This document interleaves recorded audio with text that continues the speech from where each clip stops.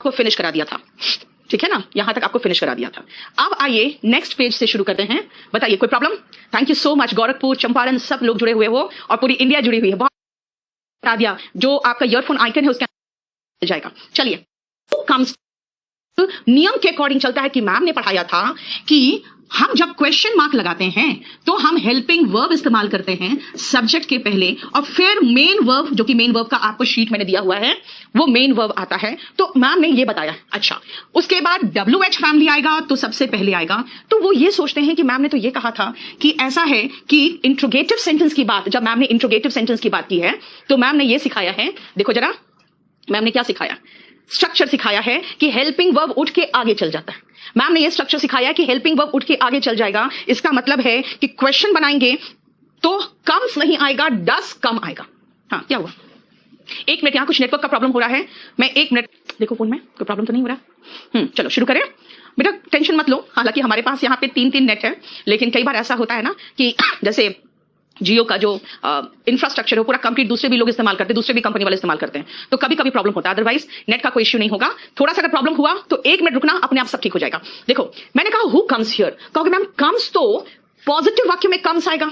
अगर आप इंट्रोगेटिव वाक्य की बात कर रहे हो तो डज कम आना चाहिए। बेटा एक चीज देखो ध्यान से, डज कम आता, लेकिन डज कम के बीच में ये कोई सब्जेक्ट तो होता नहीं। डज और कम के बीच में सब्जेक्ट होना चाहिए था ना। क्या बेटा क्या हुआ? सुनो मेरी बात, मैंने लास्ट क्लास आपका जो लिया है ना बेटा, ये ज्योति, मैं आपको मेंस का आज रात में स्ट्रैटेजी बताऊंगी बेटा, आज रात में स्ट्रैटेजी बताऊंगी।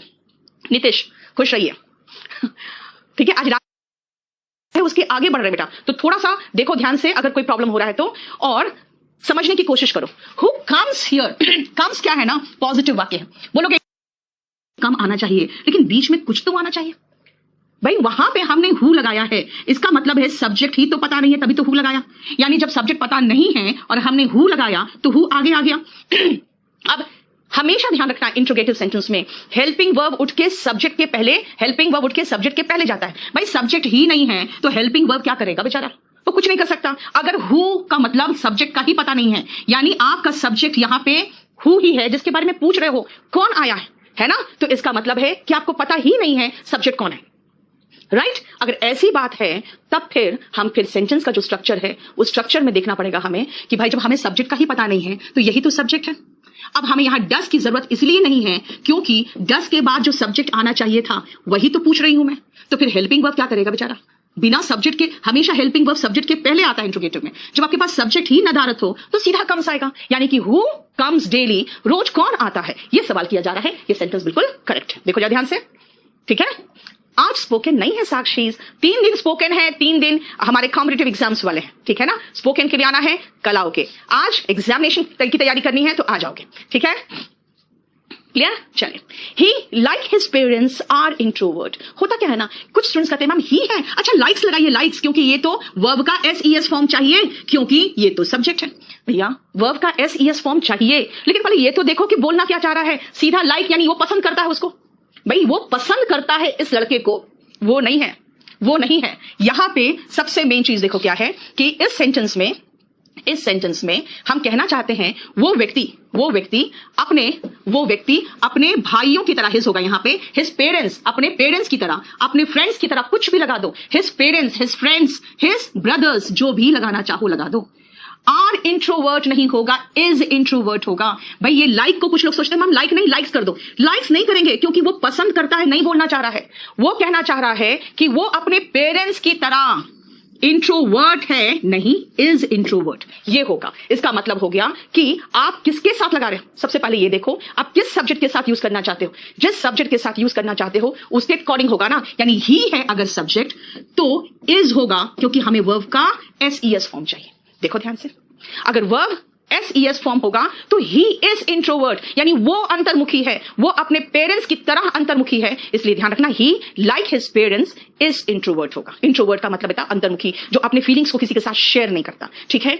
अब ये तो ऐसे क्वेश्चंस थे जो मैं आपको समझाने के लिए लेके आई थी, ठीक है। अब आते हैं कुछ क्वेश्चंस में जो एग्जामिनेशन पॉइंट ऑफ व्यू से इंपॉर्टेंट है, क्योंकि क्वेश्चन आया है। अब सुनो मेरी बात, मैंने क्या कहा आपको, बोलिए क्या हो गया। आप देखो जो भी क्वेश्चंस पूछना है ना बेटा, आप लोग ईमेल कर दो ना। आप लोग यहां पूछते हो, अब मैं बताओ मैं आपको पढ़ाऊं कि मैं आपको जवाब दूं, बताइए तो।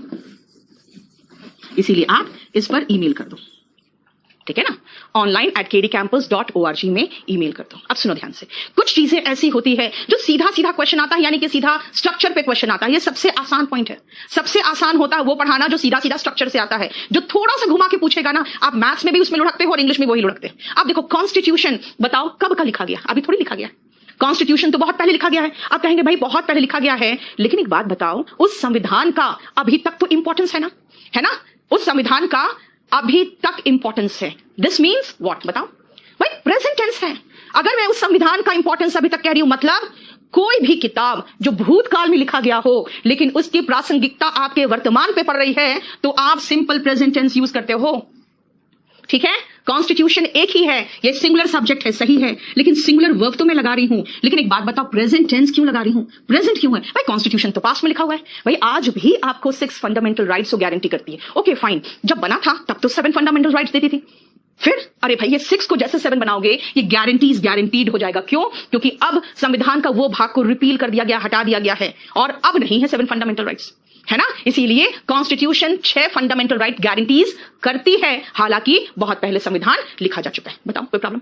मतलब एक तो सबसे पहले मैम ने बताया हैबिट, यूनिवर्सल ट्रूथ, रूटीन जो होता है जो नहीं होता है, जो हमारे प्रेजेंट से संबंधित है, स्ट्रक्चर, सिंगुलर सब्जेक्ट वर्ब में एसईएस, प्लूरल सब्जेक्ट और आई वर्ब में एसईएस नहीं है, है ना? ईएस कहां है? जब verb S double S C H S H Z X और ओ में खत्म हो तो ईएस लगेगा। हो गया? अब ये स्ट्रक्चर का क्या करे भाई? तो इस पे बहुत सारे क्वेश्चंस आते हैं। आप देखोगे ये अभी तो मैं बीच बीच में चुन चुन के 2-4 क्वेश्चन डाल रही हूं। एक बार ये खत्म हो जाए उसके बाद आपको पूरा डिटेक्टिंग एरर, जो डिटेक्टिंग एरर होता है ना, कितना 97 से लेकर अब तक, ठीक है ना, टिल डेट हो गया। उसके बाद सेंटेंस इंप्रूवमेंट और फिलिंग द ब्लैंक्स, ये सब कुछ आपको मिल जाएगा टिल डेट 97 से लेकर अब तक का जितना क्वेश्चन है सब एक जगह पे। और मैं हमेशा कहती हूं मेरे पर भरोसा मत करो, किसी पे भरोसा मत करो। आप सिर्फ देखना कि जो पढ़ाया है क्या वो प्रीवियस क्वेश्चन पेपर सॉल्व करने में आपको हेल्प कर रहा है। अगर कर रहा है इसका मतलब सही पढ़ाया, नहीं कर रहा है इसका मतलब कहीं ना कहीं हम लोगों ने काट लिया आपका, है ना? तो इसीलिए ध्यान रखना। थैंक यू सो मच राजन। और पीडीएफ डाउनलोड हो जाएगा बेटा अंजलि, बहुत ज्यादा बड़ा है। अगर आपके मोबाइल पे स्पेस की कमी होगी तो प्रॉब्लम होगा, अदरवाइज डाउनलोड हो जाएगा, ठीक है? क्योंकि देखो अब अगर वर्ब का डाउनलोड करने जाओगे आप तो बेटा वर्ब का 160 पेज का है, थोड़ा तो इश्यू होगा, है ना? इसीलिए आप लोग देख लेना।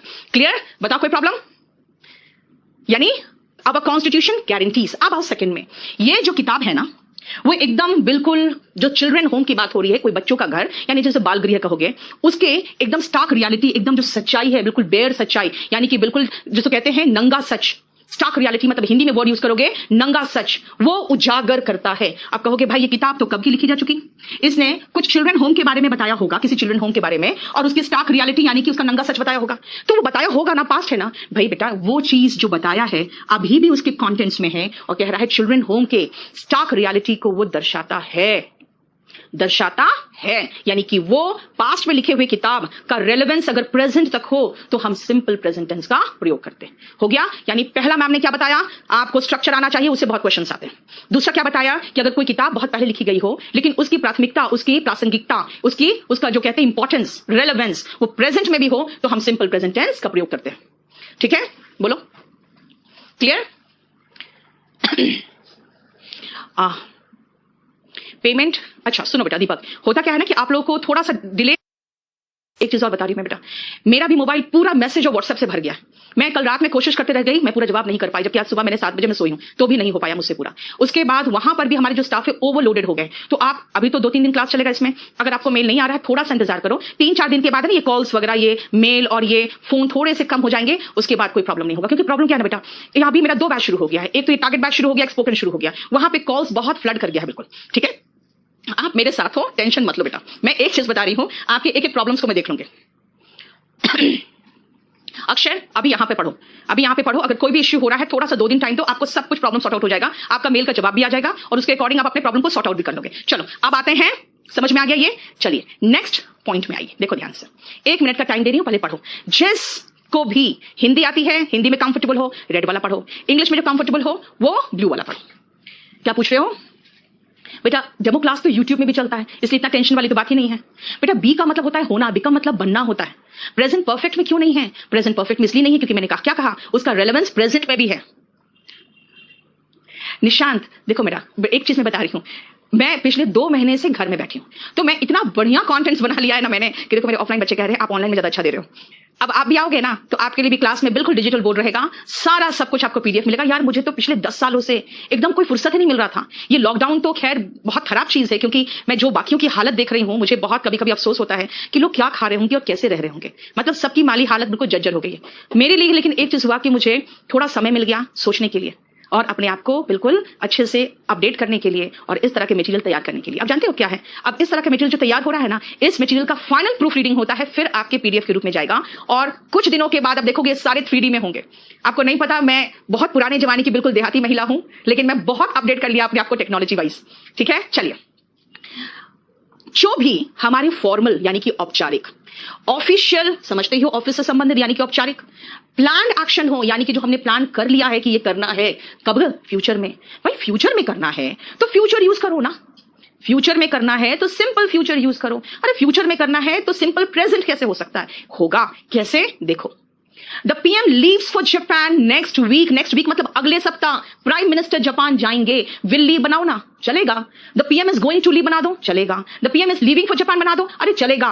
लेकिन ये क्यों चलेगा? ये इसलिए चलेगा क्योंकि आप खुद सोचो, हमारे प्राइम मिनिस्टर, ये प्लान्ड एक्शन होगा ना, और ये ऑफिशियल प्लान्ड एक्शन है। देखो ना, ऑफिस से उनके औपचारिक प्लान्ड एक्शंस होते हैं। औपचारिक planned action simple present tense में होगा। भैया क्या पढ़ा रहे हो मैडम आप? अभी बताया प्रेजेंट के एक्शन सिंपल प्रेजेंट। अब ये तो फ्यूचर का एक्शन है, ये भी सिंपल प्रेजेंट। अरे किताब पहले लिखी जा चुकी है, वो भी सिंपल प्रेजेंट। तभी तो बच्चा परेशान होता है कि पहला चैप्टर टेंस, पहला टेंस सिंपल प्रेजेंट टेंस, और उसमें भी इतना कंफ्यूजन। तुमको लगता है भाई मेरे बस की बात नहीं है ना, जैसे कहते हैं मागो माँ अमी पारबो ना, जैसे हमारे बंगाली भाई लोग कहते हैं ना कि हे माँ मैं नहीं सक पाऊंगा, वही चीज है। तो सिंपल प्रेजेंट टेंस बेटा सबसे ज्यादा कंफ्यूजिंग टेंस, क्योंकि ये यथार्थ यानी प्रेजेंट की बात भी करता है, पास्ट की बात में भी देखो सिंपल प्रेजेंट, और भी एक और पास्ट का दिखाऊंगी आपको। और ये फ्यूचर का प्लान एक्शन क्या भाई? कल मीटिंग होगा, आज नोटिस आएगा हमारे सभी स्टाफ के पास, the meeting starts at 5 PM sharp. Starts at 5 PM sharp. Sharp मतलब हो गया कि एकदम ठीक 5 बजे। अगर टुमारो शार्प नहीं लगाया यहां पे, चलो 5 PM टुमारो, इसका मतलब है फ्यूचर का। और क्या है? Planned action. Will be living भी चलेगा बेटा। लेकिन मैं आपको क्या बता रही हूं? मैं आपको एक ही चीज समझा रही हूं कि देखो हम क्या बात करते हैं, हम ऑफिशियली प्लान्ड एक्शन की हम बात करते हैं तो हम सिंपल प्रेजेंट टेंस लगाते हैं। भाई कल क्रिकेट मैच होने वाला है, India takes on. Takes on का मतलब होता है मुकाबला करना। इस तरह के फ्रेजल वर्ब नहीं पढ़ाता कोई, मैं आपको बहुत अच्छा क्लास दूंगी फ्रेजल वर्ब में, बहुत बढ़िया क्लास होगा, देखना। ठीक है फ्रेजल वर्ब है ये। टेक्स ऑन मतलब मुकाबला करना। पाकिस्तान कहां पे? मोहाली टुमारो, यानी क्रिकेट मैच इसका मतलब है ना, क्रिकेट मैच है, इसका मतलब इंडिया टेक्स ऑन पाकिस्तान। भैया टुमारो है, सिंपल प्रेजेंट टेंस क्यों है? कोई भी एक्शन प्लान्ड हो यानी कि निश्चित है कि हम करेंगे ही, अनलेस एंड अनटिल कुछ ऐसा ना हो जाए जो नहीं हो पाए, फिर है ना। यानी हमने तय कर लिया है कि हम फ्यूचर में करेंगे ही। तो कहोगे मैडम फिर ऐसे बोलो ना, आई गो टू मुंबई टुनाइट। नहीं बोलूंगी आई गो टू मुंबई टुनाइट। क्यों? क्योंकि वो ऑफिशियल और फॉर्मल नहीं है, वो ऑफिशियल या फॉर्मल नहीं है। खुश रहो बेटा, आप लोग बहुत खुश रहो। बच्चों का है ना, हमें एक चीज बहुत अच्छा लगता है, आते हैं तो जरूर करेंगे प्रणाम। बेटा एक बात बताओ, तुम लोग प्रणाम करते हो? कई बार मैं कहती हूँ बच्चों को अपने लाइव क्लासेस में कि तुम लोग गुड मॉर्निंग मत लिखना, क्योंकि हमारा इंपॉर्टेंट मैसेज, आपका जो इंपॉर्टेंट डाउट होता है वो मिस हो जाता है। तो लेकिन फिर भी क्योंकि यहाँ पे जो संस्कार है ना वो हिलोरे लेती है हमारी, है ना, इसीलिए आप आ जाओ बेटा। 3499 बैच आ रहा है 17 तारीख को, ठीक है, 17 को आएगा 3499 का, ठीक है। और आप लोग देखो नेमीचंद, आज मैं रात में मेंस के सब बच्चों के साथ बात करने जा रही हूं और बहुत सारी चीजें मैं फ्री में मेंस का आज, क्योंकि देखो बात क्या है ना बेटा, उनका लाइफ का बहुत इंपॉर्टेंट अब आ गया है एक पड़ाव, तो इसीलिए अब जो रात का क्लास होगा 10 बजे का, मैं मेंस के हिसाब से भी चलूंगी और बहुत कुछ लेके चलूंगी। इसीलिए आप चाहो तो रात में भी पढ़ लो। मैंने कहा ना आपको, मैं 3 तरीके से आपको पढ़ा रही हूँ। एक फ्री फंड का जो रात को 10 बजे, लेकिन उसमें थोड़ा मिक्स्ड हो जाता है क्योंकि हर तरह के बच्चे होते हैं यूट्यूब में, है ना। कुछ कहेंगे स्पोकन कराओ, कुछ कहते हैं वो कैप कराओ, कुछ कहते हैं रिटन कराओ, कुछ कहते हैं प्रेपोजिशन कराओ, इसे थोड़ा सा मिक्स्ड हो जाता है। फिर एक जो अफोर्ड नहीं कर सकते हैं ज्यादा, 1999 का है, टारगेटेड है लेकिन ठीक है बैच। लेकिन जो अफोर्ड कर सकते हैं और जिनके पास है कि कोई प्रॉब्लम नहीं है, वो 3499 ले लो, हर वैरायटी लेकिन एक ही टीचर, ठीक है ना। इसलिए आपको कभी भी कोई प्रॉब्लम हो सीधा स्ट्रेट अवे मुझसे बात करना। सौरभ खुश रहो, आ जाओ।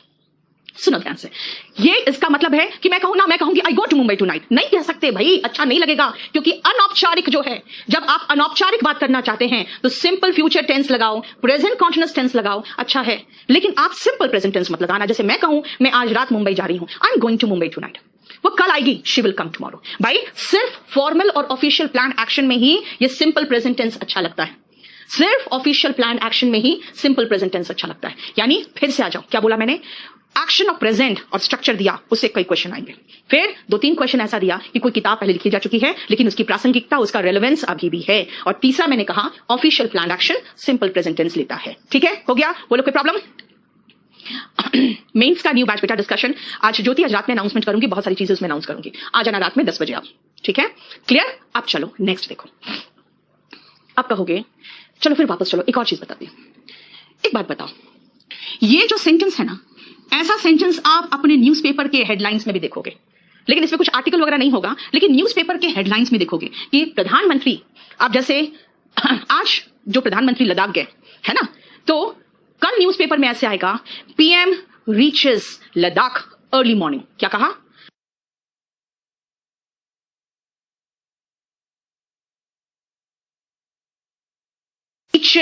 बोलोगे रीच्ड ना, आज पहुंचे हैं, कल का न्यूज़पेपर में रीच्ड होना चाहिए ना, लेकिन रहेगा क्या, PM reaches Ladakh early morning. भाई ऐसा क्या हुआ, आज हो गया खत्म, न्यूज़पेपर रात में छपा, कल सुबह हमारे घर में आया, तो उसमें रीच्ड होना चाहिए था ना, नहीं होगा।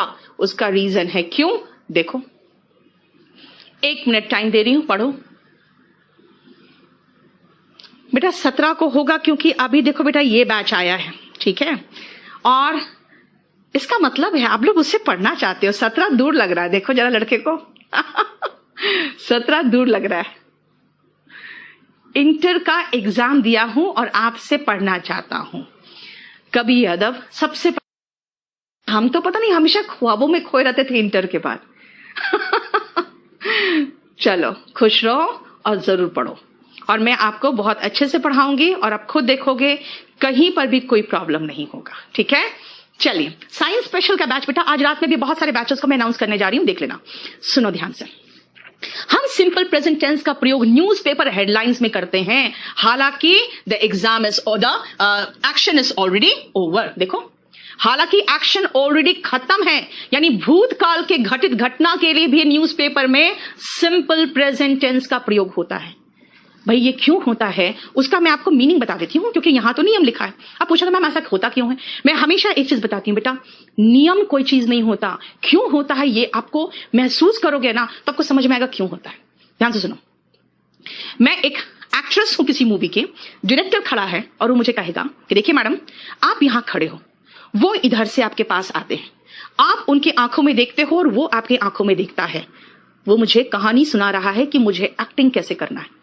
लेकिन उन्होंने पूरा सिंपल प्रेजेंट टेंस में क्यों सुना रहा है, इसलिए सुना रहा है क्योंकि जैसे वो ऐसा बोलना शुरू होगा ना, एक एक्ट्रेस जो कि एकदम दिमाग से बिल्कुल परिपक्व एक्ट्रेस बन चुकी है, वो उसको इमेजिन करना शुरू कर देगी कि हाँ मैं यहाँ खड़ी हूं, वो इधर से आता है, हम उसे देखते हैं, वो मुझे देखता है, यानी कि वो अपने पूरे मन में उसको फिगर आउट कर लेती है कि मुझे एक्टिंग कैसे करना है।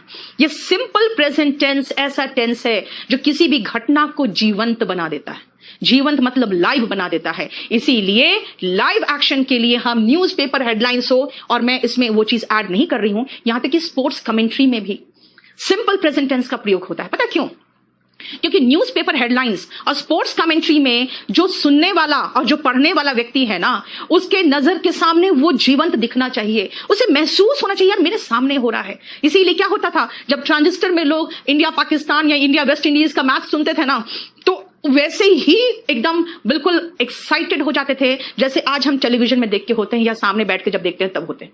क्यों, क्योंकि उनके उस समय जो कमेंटेटर्स होते थे बहुत बढ़िया से डिस्क्राइब करते थे, इतने बढ़िया से डिस्क्राइब करते थे ना कि बंदा बिल्कुल महसूस करता था कि मेरे आंख के सामने हो रहा है, और टेंस यूज करता था सिंपल प्रेजेंट टेंस।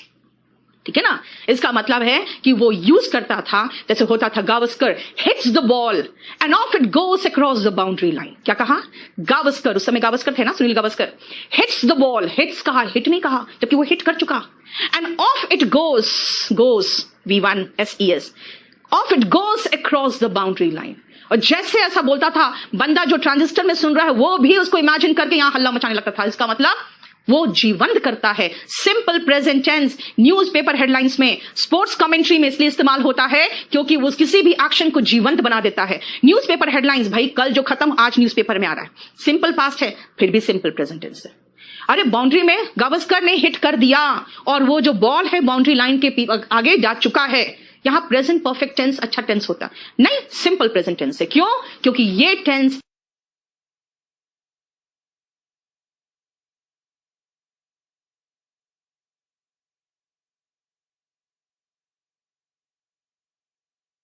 आ रहा है, सिंपल पास्ट है फिर भी सिंपल प्रेजेंट टेंस है। अरे बाउंड्री में गावस्कर ने हिट कर दिया और वो जो बॉल है बाउंड्री लाइन के आगे जा चुका है। यहां प्रेजेंट परफेक्ट टेंस अच्छा टेंस होता नहीं, सिंपल प्रेजेंट टेंस है। क्यों? क्योंकि ये टेंस किसी भी एक्शन को जीवंत बना के आपके मन मस्तिष्क में उसको बिल्कुल होता हुआ महसूस कराता है। समझ में आया? फील करो, इंग्लिश को भी फील करो। जिस चीज को फील करोगे कभी नहीं भूलोगे। बताओ, ठीक है?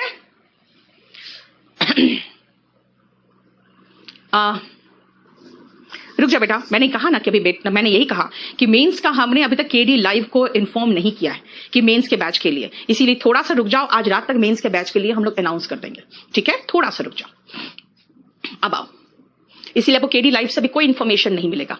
आप देखो ध्यान से, बस हिट्स 3 कार्स ऑन NH48। बस हिट्स, भाई हिट कर चुका, खत्म है, आज न्यूज़पेपर में आ रहा है। सीबीआई ने लैंड माफिया का जो प्रेमिसेस है, यानी उनका जो घर और गोदाम वगैरह जो भी है, उसको रेड किया है, कर चुका, आज न्यूज़पेपर में आ रहा है। लेकिन देखो हिट्स है और रेड्स है, देख रहे हो? Simple present tense, clear? यानी कि वाक्य को जीवंत बनाना है तो न्यूज़पेपर हेडलाइंस हो या स्पोर्ट्स कमेंट्री हो, उसमें सिंपल प्रेजेंट टेंस का प्रयोग होता है। क्लियर? बोलो कोई प्रॉब्लम?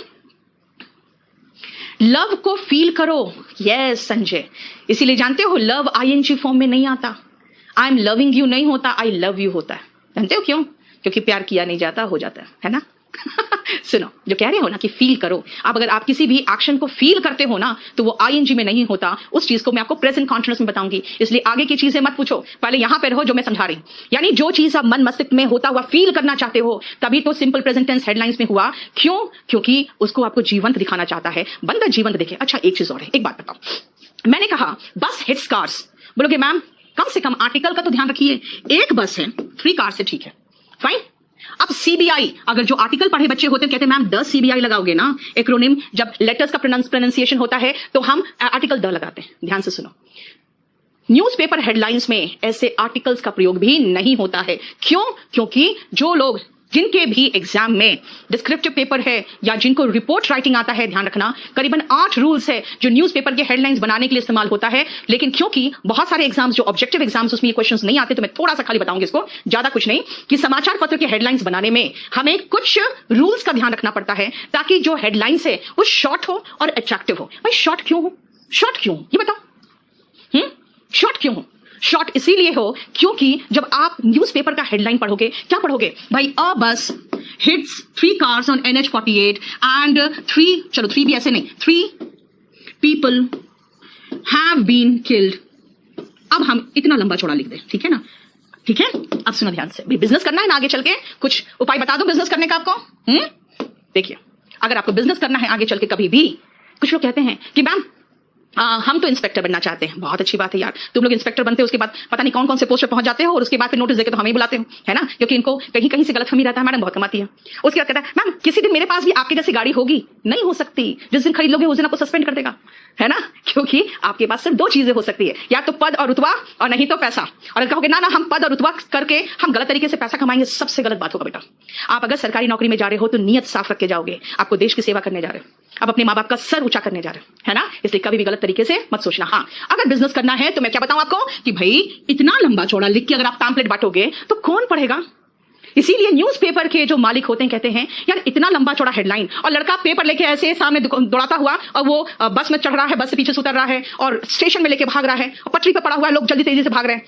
हेडलाइंस ऐसा होना चाहिए ना जो आदमी को पढ़ना नहीं पड़े, बस वो दिख जाए और पढ़ा जाए, दिख जाए और पढ़ा जाए, यानी कि रुक के मुझे ऐसे पढ़ना ना पड़े अच्छा क्या लिखा हुआ है। और वो लड़का जो तेजी से भाग रहा है उसको जैसे वो भाग रहा है, हमें ऐसे 2 शब्द का हेडलाइन है, बस ऐसा हेडलाइन होना चाहिए कि पढ़ के समझ में आ जाए क्या बोलना चाह रहा है ना? आप देखो ध्यान से, अगर हम इतना लंबा चौड़ा लिखेंगे तो कोई नहीं खरीदेगा। क्यों? क्योंकि ये हेडलाइन ही पढ़ने में उनको टाइम लगेगा। अगर हम एक जरा सा देखना, एक एग्जांपल देखना, किडनैप्ड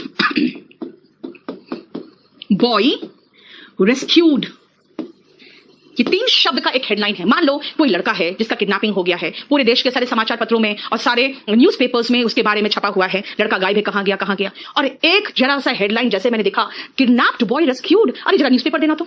क्यों? क्योंकि 3 शब्द बता दिया कि जो लड़का किडनैप्ड था ना, उसे बचा लिया गया है। रेस्क्यू मतलब बचा के निकाल लेना। 3 शब्द में मुझे पूरा न्यूज़पेपर का वो जो न्यूज है समझ में आ गया। ये कौन सा सिस्टम है? यहां पे बॉय, यहां पे हेल्पिंग वर्ब गायब है, हैज बीन रेस्क्यूड। क्यों भाई? हेल्पिंग वर्ब भी नहीं निकलता है। उसके बाद यहां पे जो आर्टिकल होना चाहिए था द, वो भी गायब है। क्यों? क्योंकि आर्टिकल भी नहीं होना चाहिए। यानी सबसे पहले ध्यान रखना, न्यूज़पेपर हेडलाइंस में हम हमेशा कोशिश यही करते हैं कि कुछ नियमों का पालन करिए। यानी एक तो अभी जो हेल्पिंग वर्ब कहा, उसी को हम ऑक्सिलरी वर्ब भी कहते हैं। टेम्परेचर सोरिंग एज जून कम्स। जून आ गया ना, टेम्परेचर बढ़ रहा है। भाई टेम्परेचर इज सोरिंग होना चाहिए था, नहीं है, सोरिंग लिखा हुआ है। आज कल, मान लो कल ट्रिपल तलाक का बिल पास हुआ, कल पास हुआ, आज क्या आएगा? ट्रिपल तलाक बिल पास्ट। बोलोगे भाई पास्ट नहीं, पैसिव वॉइस जानने वाले बच्चे कहेंगे मैम वॉज पास्ट होगा ना। चलो अगर कहोगे कि नहीं, आप कह रहे हो प्रेजेंट टेंस, चलो हम हैज बीन पास्ट लगा दें। लेकिन ये तो लगाओगे बेटा हेल्पिंग वर्ब, ऑक्सिलरी वर्ब हटा दो। क्यों? खाली मेन वर्ब से काम चलेगा। ट्रिपल तलाक बिल पास्ट बाय पार्लियामेंट, है ना, पास्ट इन पार्लियामेंट, देख रहे हो। और यहां पर भी बस ने कार को हिट किया, कहेंगे अब बस नहीं होगा, आ कार नहीं होगा, क्या होगा? 3 किल्ड बाय 3 वॉज किल्ड कर दो ना, नहीं हो सकता। यानी कि 3 पीपल हैव बीन किल्ड या वॉज किल्ड, कुछ नहीं, खाली 3 को भी देखो ना छोटा 3 बना दिया, यानी कि नंबर बना दिया, है ना। हम नंबर यूज करते हैं, वर्ड्स यूज नहीं करते। क्यों बताओ? थैंक यू सो मच सार्थक। क्यों नहीं यूज करते हैं? उसका रीजन ये है, अभी क्या बताया था बेटा, दिमाग से काम लो। अगर बिजनेस करने वाला बंदा इतना लंबा चौड़ा अपना हेडलाइन लिखेगा तो कौन खरीदेगा? क्योंकि जब तक वो मैं हेडलाइन पढ़ रही हूं तब तक वो लड़का आगे निकल गया, है ना। इसीलिए हमेशा हेडलाइंस को शॉर्ट बनाना है। शॉर्ट बनाने का तरीका क्या है भाई? THR क्यों लिखे? 3 नंबर लिख दो। आर्टिकल, यार सबको पता आर्टिकल वगैरह का यूज हटाओ ना। हेल्पिंग वर्ब वो भी गायब करो। यानी कि जितना छोटा से छोटा हो सके मुख्य मुद्दे की बात करो ना, बस, है ना। इसीलिए न्यूज़पेपर का हेडलाइन बनाना भी एक कला है जो सबको नहीं आता। और इसीलिए कई लोग जानते हो, अच्छे इंग्लिश मीडियम के लड़के जाके टाइम्स ऑफ इंडिया में, हिंदुस्तान टाइम्स में काम कर रहे हैं, उनका बनाया हुआ हेडलाइन देख के मैं थोड़ा सा गड़बड़ा जाती हूँ। एक लड़का कहता है क्या पता है मैम, हिंदू में आया है तो इंग्लिश तो सही आया होगा, आप कह रहे हो नहीं ये गलत है। अब इंग्लिश का स्ट्रक्चर वो गलत कैसे लिख सकता है? अब कैसे बहस करोगे ऐसे बच्चों से? मैं कहती हूँ देखो बेटा, वो मेरे पास पढ़ने नहीं आया तो गलत तो करेगा ही। बस यही मामला खत्म। यानी कि कौन बहस करे? न्यूज़पेपर्स में भी इंग्लिश थोड़ी बहुत गलत हो सकती है। देखो किसी का गलती निकालना नहीं है। अगर आप स्पोकन की बात करोगे, मैं कहूँ कि स्पोकन में सिर्फ रीडिंग करो, आपका स्ट्रक्चर आना चाहिए। और अगर न्यूज़पेपर में आप गलती निकाल ले रहे हो, इसका मतलब है आपका ग्रामर बहुत अच्छा हो चुका है। ठीक है आशीष, 2499 इज स्पोकन नहीं, है ना। 2499 है स्पोकन का बैच। 1999 टारगेटेड बैच है जो कम समय में ही और कुछ एग्जाम्स को टारगेट करके हैं, और बहुत सारे करीबन 60 टेस्ट पेपर्स के साथ और कुछ एडिशनल कंटेंट्स के साथ 3499 है, क्योंकि वो हमारा हाईएस्ट रेट वाला, हाईएस्ट प्राइस का वो हमारा कोर्स है। इसीलिए 3 तरह के कोर्सेस। ठीक है, क्लियर हो गया पूरा कोर्स। आज 2nd क्लास है, 3rd क्लास भी पढ़ ही लो। लेकिन मैं आपको एक चीज बता रही हूँ कि टारगेटेड बैच में इतने एडमिशंस, मैंने कहा ना आपको, मैं मैसेज नहीं देख पाई बेटा। आज सुबह 7 बजे सोई हूँ, लेकिन 7 बजे सो के मैं 11 बजे उठ गई थी, लेकिन मैं मैसेज नहीं देख पा रही हूँ। क्योंकि बात क्या है ना, इतने मैसेजेस 8 बजे तक लगा मुझे कि नहीं अब नहीं हो पाएगा। तब मैंने क्या किया है, उसका स्क्रीनशॉट मार के केडी लाइव के स्टाफ को भेजा है कि बेटा देख लेना, मैं इतने का जवाब नहीं दे पाई। थोड़े से मैसेजेस कम होंगे तो जवाब देने लगोगे, ठीक है ना। सीपीओ वाले और मेंस वाले आज रात में आओ 10 बजे, आपके साथ बहुत अच्छे से डिस्कस करना है। वैलिडिटी बेटा, और कुछ बच्चे ऐसे भी हैं जो नहीं कर पाए हैं, वो मेरे को कॉल करते हैं, मुझे मैसेज करते हैं। एक चीज बेटा, मेरी कोशिश पूरी यही रहती है कि आप लोगों को बेस्ट कंटेंट्स दूं और जितना ज्यादा से ज्यादा दे सकूं, वो कोशिश रहती है। मेरा सिर्फ एक ही लक्ष्य है, आपका सिलेक्शन। हालांकि बहुत सारे लोग यही सारी बातें करते हैं, लेकिन ये सारी बातें वो करना सिर्फ सीखे हैं इसीलिए क्योंकि हमारे प्लेटफॉर्म पे पढ़ाए हैं। क्योंकि उनको एक चीज मैं बता दूं, मेरे प्लेटफॉर्म पे मैंने हमेशा टीचर्स को एक ही चीज कहा है, सिर्फ एक ही चीज, कि मेरे लिए सिर्फ इंपॉर्टेंट जो है, मेरा स्टाफ भी जानता है, मेरे टीचर्स भी जानते हैं, मेरे लिए जो इंपॉर्टेंट है मेरे स्टूडेंट्स। अगर स्टूडेंट्स है तभी आप मुझे पूछ रहे हो और तभी मेरे पास स्टाफ काम कर रहे हैं। जिस दिन मेरे स्टूडेंट्स मेरे नहीं रहेंगे, आप तो कहीं और काम कर लोगे, स्टाफ कहीं और नौकरी कर लेगा, मेरे पास क्या रह जाएगा। इसीलिए आप लोग मेरे लिए बहुत इंपॉर्टेंट हो। जो लैंग्वेज में बोलती हूँ वही लैंग्वेज बहुत अपूरा मुखर्जी नगर बोल रहा है, लेकिन कथनी और करनी में बहुत फर्क होता है। आप खुद देखोगे, जो अभी ऑफलाइन वाले बच्चा ने लिख दिया कि मैम ऑनलाइन आप ज्यादा दे रहे हो, आप ऑनलाइन वाले हो ना, आप 6-7 महीने के बाद आना और फिर आप कहोगे मैडम आपने हमें तो वो चीज नहीं दिया जो इस अभी दे रहे हो, आप उनको ज्यादा दे रहे हो। कारण क्या है ना, आपकी शिकायत बिल्कुल जायज है और वो जायज रहेगी। द रीजन इज, मैं अपने आप को इतना अपडेट कर देती हूँ 6 महीने में कि मैं आपको एक चीज बताती हूँ, छोटी सी बात। 6 महीने पहले जो बैच मैंने पढ़ाया था, क्योंकि व्हाइट बोर्ड में पढ़ा रहे थे, लिख के पढ़ाते थे सब कुछ, तो मैंने उसका बहुत सुंदर एक स्टूडेंट का मैंने नोट्स मंगवा लिया और अपने टाइपिस्ट को दे दिया कि चलो फटाफट टाइप कर दो, मैं प्रूफ रीडिंग कर दूंगी। जब रात में प्रूफ रीडिंग करने बैठी हूं मैं, तो मैंने लगभग पूरा चेंज कर दिया। फिर मुझे लगा उसको तो समझ में ही नहीं आएगा मैंने क्या चेंज किया, फिर मैंने पूरा हाथ से लिखा। अब वो दूसरे दिन आके हल्ला मचा रहा कि मैडम आपने तो पूरा चेंज कर दिया, सारा मेहनत पानी फेर दिया। मैं खुद ही 6 महीने, हर 6 महीने में मेरा नोट्स डिस्कार्डेड हो जाता है। इसीलिए मैं हमेशा कहती हूं बिल्कुल ताजा फ्रेश आप मेरे से पढ़ाई करिए। और एक चीज और बताती हूँ, केडी लाइव ऐप बहुत ही अच्छा ऐप है, बहुत ही सिक्योर ऐप है, जहां से आपका डेटा कुछ भी लीक नहीं होगा। लेकिन कुछ लोग उसमें से कुछ 2-4 नोट्स को निकाल के, 1-2 चैप्टर्स निकाल के वो बच्चों को मूर्ख बनाते हैं कि मैडम का कोर्स हम आपको इतना में दे देंगे, इतना में दे देंगे। मेरा कोर्स पूरा कोई नहीं निकाल पाएगा उससे, क्योंकि हम लोग इन द लास्ट 6 मंथ्स हम लोग बहुत अपडेट हो चुके हैं। हमारा जो ऐप है बहुत सिक्योर ऐप है, इसीलिए हम लोग बहुत ज्यादा खर्च कर रहे हैं अपने सिक्योरिटी पर, ताकि जिस तरह से ऐप हैक होता है, लोगों का डेटा लीक होता है, वो हमारे ऐप से बिल्कुल नहीं होगा, क्योंकि हम बहुत खर्च। कुछ प्रॉब्लम आता है कि मैम ऐसा हो गया वैसा हो गया, तो कभी कभी होता है बिकॉज ऑफ सिक्योरिटी रीजन। हो सकता है आपके मोबाइल में कुछ ऐसा ऐप हो जिसके कारण हमारा ऐप को प्रॉब्लम हो रहा। इसीलिए आप हमेशा @kdcampus.org में मेल कर दो, वो आपको स्टेप बाय स्टेप बता देंगे कि कैसे आप ऐप डाउनलोड करोगे। प्लीज ऐप डाउनलोड कर लो। आप मेरा एडमिशन ले रहे हो, नहीं ले रहे हो, अच्छा दूसरे बच्चे से अपना मटेरियल शेयर करेगा, मोस्ट वेलकम। क्योंकि एजुकेशन पे पैसा का अधिकार नहीं होना चाहिए। हालांकि मुझे भी पैसे की जरूरत है, क्योंकि मुझे भी टाइपिस्ट को पे करना है, यहाँ 2-2 स्टाफ बैठे हुए हैं उनको पे करना है, ये पूरा सिस्टम को पे करना है, जितना भी हमारा ऑनलाइन सर्वर है, केडी लाइव है, वो शेयर लेता है। लेकिन कुछ चीजें ऐसी होती है जो मैं फ्री में दे सकती हूँ, यूट्यूब में तो मैं क्यों ना दूं। इसीलिए आपके साथ मेरा जो रिलेशन है वो किसी पैसे का मोहताज तो नहीं होगा। आप पीडीएफ के फॉर्म में सारा मटेरियल डाउनलोड कर लो, ठीक है? हो गया? चलिए, बस हेड्स का मैंने क्या कहा, 3 people हैव बीन किल्ड नहीं है, 3 किल्ड हो गया। अब आओ तो फ्यूचर के लिए क्या करें। तो मैम फ्यूचर के लिए हम विल शैल लगाएंगे, तो आप कहोगे भाई हेल्पिंग वर्ब नहीं लगाते। न्यूज़पेपर हेडलाइंस में फ्यूचर के लिए हम इन्फिनेटिव का प्रयोग करते हैं। What is infinitive? 2 + वर्ब का बेस फॉर्म। आपको वर्ब के फॉर्म्स का पीडीएफ दे चुकी हूं मैं, उसको इमीडिएटली उस वर्ब के फॉर्म्स को याद करना शुरू कर दो, ठीक है? जैसे प्रेस, मान लो अब चुनाव हुआ है और सबसे बड़ी पार्टी के रूप में बीजेपी अगर उभरी है, तो प्रेसिडेंट इनवाइट करेंगे बीजेपी को गवर्नमेंट फॉर्म करने के लिए, president to invite the BJP, है ना? अब ये न्यूज़पेपर हेडलाइंस के लिए अगर कहोगे, तो अगर मैं कहूं president to invite the BJP, यहां पे अगर द भी काट दोगे तो ज्यादा अच्छा होगा। यहां देखो बीजेपी का आगे नहीं लगाया, BJP to elect its president soon, देख रहे हो? क्लियर? उन्होंने अपना अध्यक्ष बहुत जल्दी ही वो चुनेंगे, तो BJP to elect its president soon. और मैंने आर्टिकल का प्रयोग मना किया है, देखो, अब बस हिट अ कार नहीं होगा, बस hits car. 1 person was killed नहीं होगा, 1 killed। यानी न्यूज़पेपर हेडलाइंस के कुछ नियम मैंने इसलिए बता दिया आपको कि देखो, आप जब न्यूज़पेपर पढ़ोगे ना, तो कम से कम सोच के पढ़ो कि हाँ ये सारे नियम है। और आज के बाद न्यूज़पेपर हेडलाइंस में मुझे नहीं लगता है कि आपको कोई प्रॉब्लम होगा। आ जाओ नेक्स्ट, जरा रीड करो।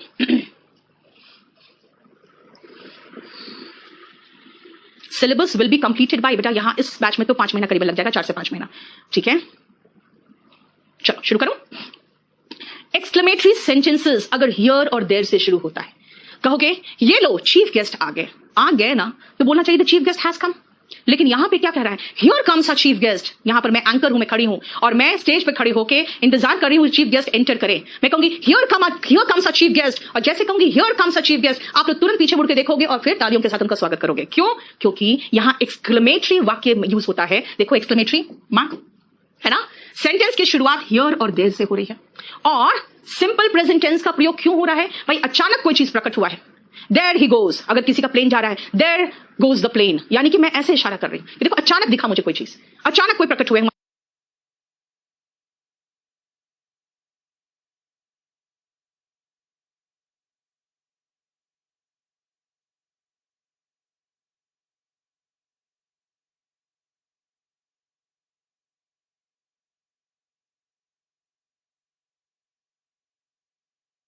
सेंटेंस की शुरुआत हियर और देयर से हो रही है।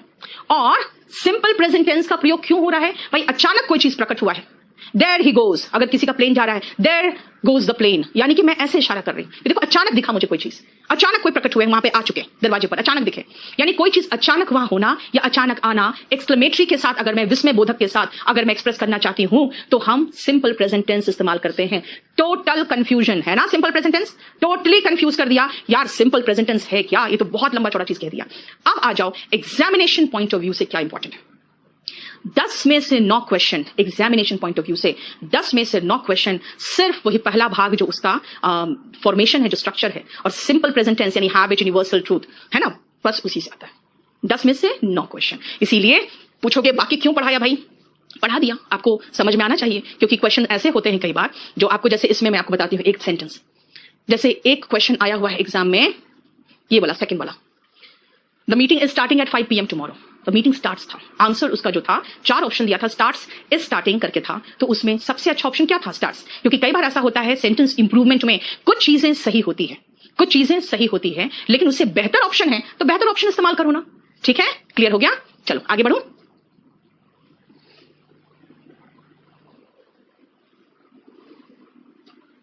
आ जाओ, हमारा सिंपल प्रेजेंट टेंस खत्म। बताओ कोई इश्यू?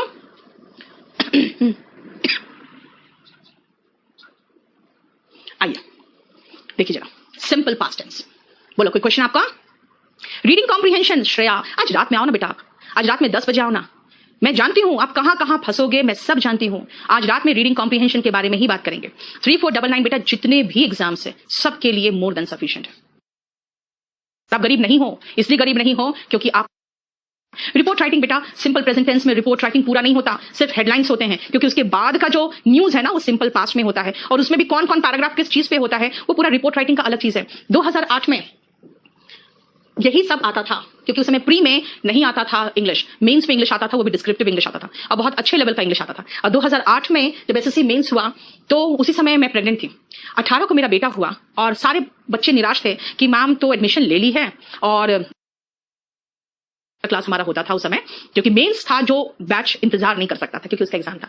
और मेरा बेटा को उस समय मेरी मां नहाती थी और उनका कहना था कि जैसे मैं इसको नहा के खत्म करूंगी नहाना, वैसे तुम घर में होना चाहिए, क्योंकि अगर उसके बाद नहीं होगी तो हल्ला मचा देता है दूध के लिए। मैं आई हूं तो मेरी मां जो स्टिचेस थे वो भी नहीं कटे थे, और मैं चली गई थी क्योंकि सिजेरियन हुआ था, स्टिचेस भी नहीं कटे थे, मैं पढ़ाने चली गई थी। तो मैं करते हैं, उन्होंने कहा है कि मैम बहुत ज्यादा बोलती हैं, ऐसा नहीं बोलना चाहिए पड़ेगा अपने पर्सनल लाइफ में। मैं रात भर नहीं सोई हूं। क्यों नहीं सोई हूं? क्योंकि मुझे मटेरियल बनाना था। ठीक है ना, अपने बच्चे के लिए भी आपको बहुत कुछ सैक्रिफाइस करना पड़ेगा। सो सबसे पहले मेहनत करना शुरू करो, और उसके बाद मैं आपको गारंटी देती हूं कभी गरीब नहीं रहोगे। चलिए आइए ये देखो, सिंपल पास्ट टेंस कौन सा है, क्या है? ये है जो एक्शन खत्म हो चुका वो सिंपल पास्ट टेंस का प्रयोग करता है। एक्शन खत्म हो चुका वो सिंपल पास्ट टेंस में का इस्तेमाल करता है। Subject plus V2 plus object, verb का फर्स्ट फॉर्म, सेकंड फॉर्म नहीं है, फर्स्ट फॉर्म है। यानी नेगेटिव सेंटेंस में डिड नॉट के साथ वर्ब का फर्स्ट फॉर्म, और क्वेश्चन पूछना है वो did plus subject plus first form. Negative did plus subject plus not, और अगर नॉट को आगे लाना है तो डिडंट। याद रखना बेटा, डिडंट नहीं बोलते हैं इसको, डिडंट बोलते हैं। थोड़ा सा आपको इस्तेमाल करना आना चाहिए, pronunciation and accent. It is not didn't, it is didn't. Didn't नहीं, डिडंट। ठीक है, I came, I did not come, I didn't come. Did I come, did I not come, didn't I come. देख लो, ठीक है, clear? और इससे related questions जो आएंगे वो मैंने आपको नेक्स्ट पेज पे, बस स्ट्रक्चर पे बेस्ड देखो ना question. CGL mains, CPO, CHSL, देख रहे हो? देखो सीजीएल मेंस 2018 का क्वेश्चन है, डिड नॉट केम। भाई केम नहीं, कम होगा ना। डिड नॉट के साथ वर्ब का फर्स्ट फॉर्म लगता है। वाई शी वॉज एंग्री, भाई क्वेश्चन पूछ रहे हो, शी वॉज एंग्री नहीं, वॉज शी एंग्री होगा। माधुरी डिड नॉट रिप्लाई, ठीक है। When I asked her, ये भी ठीक है। Why she was weeping, अरे भाई she was weeping नहीं, क्वेश्चन थोड़ी पूछ रहे हैं। मैंने कहा माधुरी ने जवाब नहीं दिया जब मैंने उससे सवाल किया कि तुम क्यों रो रही हो। इसका मतलब है भाई क्वेश्चन थोड़ी पूछ रही हूं मैं, अब तो मैं आपको बता रही हूं ना कि मैंने इससे ये पूछा। इंटरोगेटिव नहीं है सेंटेंस। क्यों? क्योंकि अब मैं आपको बता रही हूं कि जब मैंने उससे पूछा कि क्यों रो रही हो तो उसने मुझे जवाब नहीं दिया। इसका मतलब अब मैं आपको बता रही हूं, मैं उससे पूछ नहीं रही हूं। गॉड ब्लेस यू बेटा साहिल, और रात में आओ, आज आपको सारा सब कुछ बताएंगे मेंस के लिए। Madhuri did not reply when I asked her why she was she नहीं। आप देखो why they didn't turn up, भाई क्वेश्चन पूछ रहे हो, जब क्वेश्चन पूछ रहे हो तो हेल्पिंग वर्ब पहले होता है, फिर सब्जेक्ट होता है, और नेगेटिव लगाना है तो डिडंट पहले लगाओगे। डिडंट दे टर्न अप, यानी इंटरोगेटिव है तो इंट्रोगेटिव फॉर्म लगाओ, ये हेल्पिंग वर्ब पहले। इंट्रोगेटिव नहीं है, क्वेश्चन मार्क नहीं है, तो हेल्पिंग वर्ब या मेन वर्ब जो भी हो बाद में लगाओ। यहां पे इंट्रोगेटिव है तो पहले आएगा, और यहां पे डिड नॉट के साथ फर्स्ट फॉर्म। ये क्या है भाई? स्ट्रक्चर बेस्ड क्वेश्चन है भाई, देखो ना स्ट्रक्चर बेस्ड है। ठीक है, अब देखो जीडी कांस्टेबल का भी क्वेश्चन देख लो। पहले देखो, सुनो, टीयर 3 का बेटा, टीयर 3 के लिए आप टीयर 2 के बात करना। वहां पे एक मिस्टेक दिया रहता है आपको हमेशा, हर साल थोड़ा सा प्रॉब्लम क्रिएट करते हैं ये एसएससी वाले, क्या देते हैं टीयर 2 टीयर 3 एक दिन होगा, ऐसा नहीं हो पाता, ऐसा नहीं होगा। ठीक है, पास्ट टाइम जब भी दिया हो सिंपल पास्ट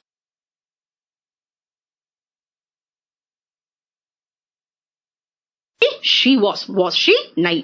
आप देखो why they didn't turn up, भाई क्वेश्चन पूछ रहे हो, जब क्वेश्चन पूछ रहे हो तो हेल्पिंग वर्ब पहले होता है फिर सब्जेक्ट होता है, और नेगेटिव लगाना है तो डिडंट पहले लगाओगे। डिडंट दे टर्न अप यानी इंट्रोगेटिव है तो इंट्रोगेटिव फॉर्म लगाओ, ये हेल्पिंग वर्ब पहले। इंट्रोगेटिव नहीं है, क्वेश्चन मार्क नहीं है, तो हेल्पिंग वर्ब या मेन वर्ब जो भी हो बाद में लगाओ। यहां पे इंट्रोगेटिव है तो पहले आएगा, और यहां पे डिड नॉट के साथ फर्स्ट फॉर्म। ये क्या है भाई? स्ट्रक्चर बेस्ड क्वेश्चन है भाई, देखो ना स्ट्रक्चर बेस्ड है, ठीक है। अब देखो जीडी कांस्टेबल का क्वेश्चन देख लो, पहले देखो सुनो, टियर 3 का बेटा, टियर 3 के लिए आप टियर 2 की बात करना। वहां पे एक मिस्टेक दिया रहता है आपको हमेशा, हर साल थोड़ा सा प्रॉब्लम क्रिएट करते हैं ये एसएससी वाले, कह देते हैं टियर 2 टियर 3 एक दिन होगा, ऐसा नहीं हो पाता, ऐसा नहीं होगा, ठीक है।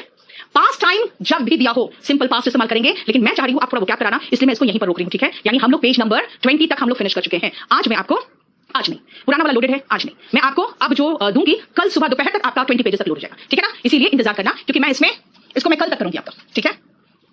चलो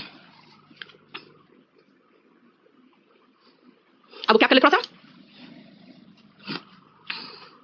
हमने आपको एविएटर वगैरह करा दिया था।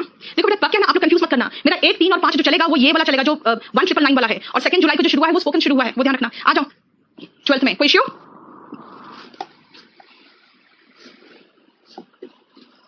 चलो अब मेरी बात सुनो, इंग्लिश में फील करने की कोशिश करो, जो मैंने पढ़ाया उसको समझने की कोशिश करो। बचपन से हमारी आदत होती है लिखने की, पढ़ने की, कई बार ऐसा होता है हमारा दिमाग क्या होता है ना, दोनों चीजों में साथ में करने में बहुत कुछ मिस करता है। अब मैं कह रही हूं कि बिल्कुल आप अटेंटिवली खाली मेरा लेक्चर सुनो, बार बार सुनो, सामने पीडीएफ मोबाइल पे खोल के रख दो या फिर लैपटॉप पे खोल के रख दो, और दूसरे मोबाइल में या लैपटॉप में आप मुझे देखना शुरू करो, जो मैं समझाते जाऊं बस पीडीएफ देखते जाओ, मुझे सुनते जाओ, और सारा अपने दिमाग में इसको एब्जॉर्ब करते रहो। बेटा ट्रांसलेटर की अगर बात करोगे ना तो मैं कहूंगी कंपल्सरी इंग्लिश ज्वाइन कर दो, क्योंकि उसमें हम ट्रांसलेशन सिखाते हैं। टियर 3 में हमने CAA तक डिस्कस करके खत्म कर दिया है, और उसके बाद क्योंकि उसके बाद एग्जाम हो गया था टियर 3 का, उसके बाद के सारे करंट के टॉपिक बाकी है जो आपके मेंस एग्जाम खत्म होने के बाद टियर 3 में शुरू करेंगे हम, ठीक है। टियर 2 का स्ट्रैटेजी नवीन आज रात में डिस्कस करेंगे बेटा, ठीक है ना, आज रात में डिस्कस करेंगे। नहीं, आपको केडी लाइव ऐप को डाउनलोड करने के लिए केडी कैंपस का स्टूडेंट होने की कोई जरूरत नहीं है। iOS में हमारा ऐप नहीं चलेगा बेटा, ठीक है, iOS में नहीं चलेगा। डिफरेंस ये है कि दोनों के कंटेंट्स में, उसमें बहुत ज्यादा कंटेंट्स है, उसमें 60 टेस्ट पेपर्स है जो इसमें नहीं है, ठीक है। चलिए शुरू करें आगे। देखो मैंने आपको बताया था एवी जो है, सॉरी,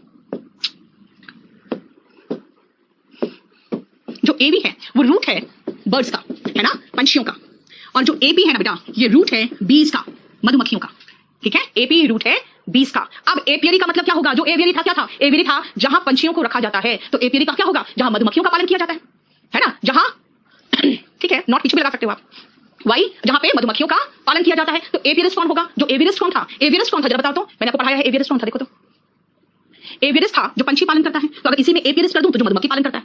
एपीकल्चर था पंछी पालन यानी कि रेयरिंग ऑफ बर्ड्स, तो एपीकल्चर हो जाएगा रेयरिंग ऑफ बीज यानी कि मधुमक्खी पालन, और एपी साइड क्या होगा भाई? मधुमक्खियों की हत्या, क्योंकि पंछी की हत्या एपी साइड है। देखो वही तो है, सेम चीज में वी को हटाकर पी लगाया, और ये सारा जो मैंने पढ़ाया है ना, ये सारा आपका वन वर्ड सब्स्टिट्यूशन का वर्ड्स है जो मैंने लास्ट क्लास में आपको खत्म किया था, है ना। अब आते हैं नेक्स्ट। देखो 1 मिनट का टाइम दे रही हूं, पहले एक बार चेक करो आप।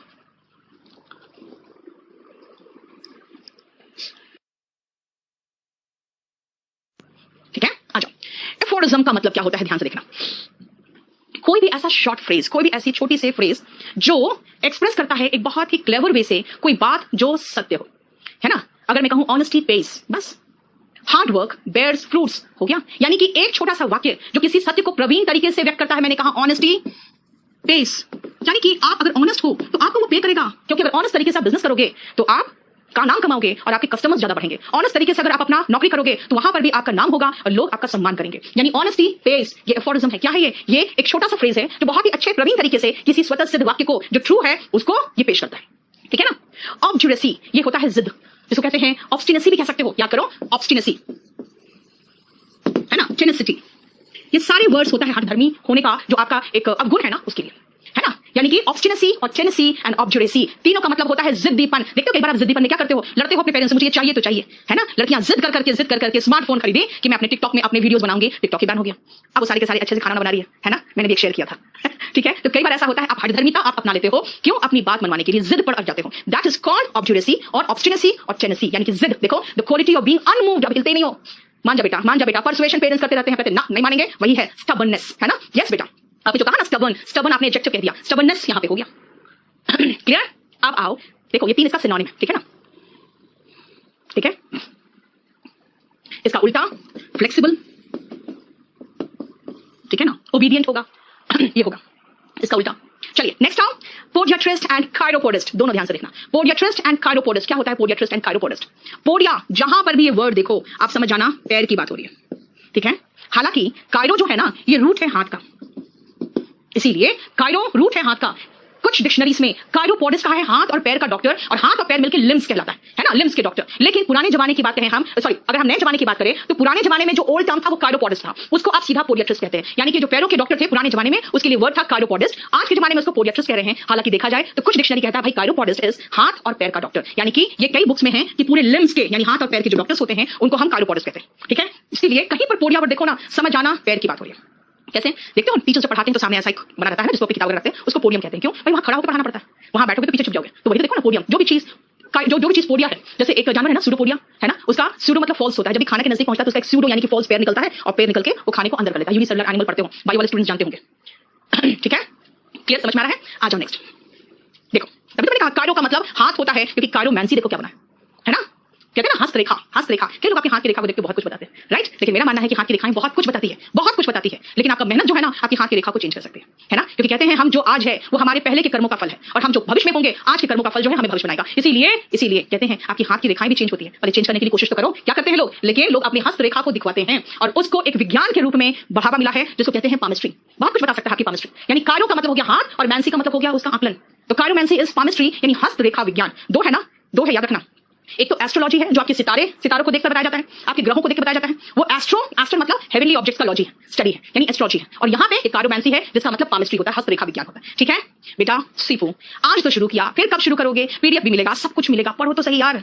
केडी लाइव ऐप को इंस्टॉल तो करो पहले, अगर उसको इंस्टॉल करोगे तब ना मिलेगा। हाँ सब मिलेगा, टेंशन मत लो। स्पोकन बेटा वो अलग बैच है, ये अलग बैच है, दोनों को मिक्स मत करो। ठीक है ना? यस एस्ट्रोलॉजी का बेटा, एस्ट्रोनॉमी नहीं कहा शाहिद, एस्ट्रोनॉमी तो बिल्कुल scientific study of planets and stars है। ठीक है, अब आओ नेक्स्ट, और इसमें एक बहुत अच्छा छोटा सा स्टोरी सुनाऊंगी आपको क्यूजॉटिक में। ठीक है, पहले वर्ड्स देख लो एक मिनट के लिए, देख लो। आपको केडी कैंपस से बता दिया कि कहां मिलेगा आपको पीडीएफ।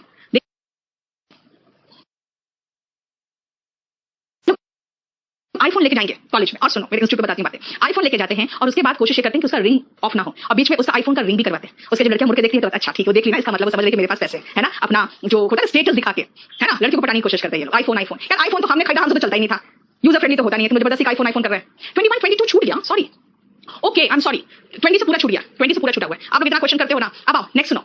ओके पीछे चला गया था। आइकनोक्लास्ट, ध्यान से सुनना, कायरोमैंसी समझ में आ गया? आइकन कोई भी होता है ना बेटा, वो प्रतीक होता है, प्रतीक कोई चीज का। अब देखो जैसे अब सुशांत सिंह का जानते हो, अब ठीक है बहुत लोग कह रहे हैं उसने आत्महत्या नहीं की है, उसका मर्डर हुआ, लेकिन मुझे नहीं पता। लेकिन अभी तक जो पुलिस कह रही है कि उसने सुसाइड किया। मुझे बहुत गुस्सा आया उससे सुसाइड करने पर। पता क्यों? क्योंकि वो कई ऐसे बिहार के लड़कों का वो आइकन बन गया था, यूथ आइकन। क्योंकि वो इतने कम 34 इयर्स की उम्र में ऐसे बढ़िया मूवी कर चुका था। क्यों? आइकन था। आइकन का मतलब क्या होता है? प्रतीक, यानी कि वो समाज के लिए प्रतीक के रूप में हो गया था, यार मुझे वैसा बनना है ना। जैसे यूथ आइकन का मतलब होता है युवा के लिए वो एक आइकन था, अब उसने सुसाइड कर दिया। बताओ, चलो वापस आओ। आइकन का मतलब हुआ प्रतीक, और जो लास्ट वर्ड है ना बेटा, ये रूट है तोड़ने का। जो समाज का प्रतीक, अब समाज के प्रतीक क्या होते हैं भाई? हमारे समाज में बहुत सारे ऐसे स्थान हैं कि आप बचपन में पढ़ाई करोगे, फिर आपको एक नौकरी करनी है, फिर आपको शादी करनी है, फिर आपको बच्चा पैदा करना है। पहला हो गया अगर बेटा तो बेटा बेटी भी होना चाहिए, परिवार होगा, है ना। अगर बेटी होगी तो बेटा भी होना जरूरी है। जिंदगी भर समाज आपसे बहुत कुछ एक्सपेक्ट करता है और हम करते चले जाते हैं। क्यों? क्योंकि हम मानते हैं समाज में हम रहते हैं। ऐसे सामाजिक नियमों को जो नहीं मानता कहता यार भाड़ में जाओ, है ना, वो आइकनोक्लास्ट है, यानी कि रूढ़ी विरोधी। जो ऐसे सामाजिक नियमों को नहीं मानता है वो आइकनोक्लास्ट है। ऐसे ही लोगों को बोहेमियन कहते हैं, ऐसे ही लोगों को हेटेरोडॉक्स कहते हैं। हेटेरोडॉक्स से आपको एक और वर्ड का इस्तेमाल याद आ जाएगा, that is Orthodox. Low antonym बन गया। आइकनोक्लास्ट का एंटोनिम ऑर्थोडॉक्स, बोहेमियन का एंटोनिम ऑर्थोडॉक्स, हेटेरोडॉक्स का एंटोनिम ऑर्थोडॉक्स। यानी कि जो गैर परंपरावादी है उसको हम बोहेमियन कह रहे हैं, आइकनोक्लास्ट कह रहे हैं। तो परंपरावादी को क्या कहेंगे? ट्रेडिशनल कहेंगे, पारंपरिक हो गया, कन्वेंशनल कहेंगे, है ना। ये हो गया ट्रेडिशनल, कन्वेंशनल, ऑर्थोडॉक्स, परंपरावादी। और जो गैर परंपरावादी होता है वो क्या होंगे? वो इनमें से तीन होंगे। ऑफ कोर्स रूट से करा रही हूं। ये क्या है विवेक? याद रखना, मैंने आइकन आपको रूट बताया है, कायरो आपको रूट बताया है, तो ये तो रूट से ही बना हुआ है, देखो ना। हाँ ये है कि कौन एडजेक्टिव है और कौन नाउन है, वो हम लिखते गए। ठीक है, बोलो कोई प्रॉब्लम? यानी आइकनोक्लास्ट, बोहेमियन और हेटेरोडॉक्स है तो सिनोनिम, बस पहले का दो जो है एकदम नाउन है, तीसरा एडजेक्टिव है, और इसका उल्टा ट्रेडिशनल, कन्वेंशनल और ऑर्थोडॉक्स हो गया। ठीक है, मेरा आइकन रंजन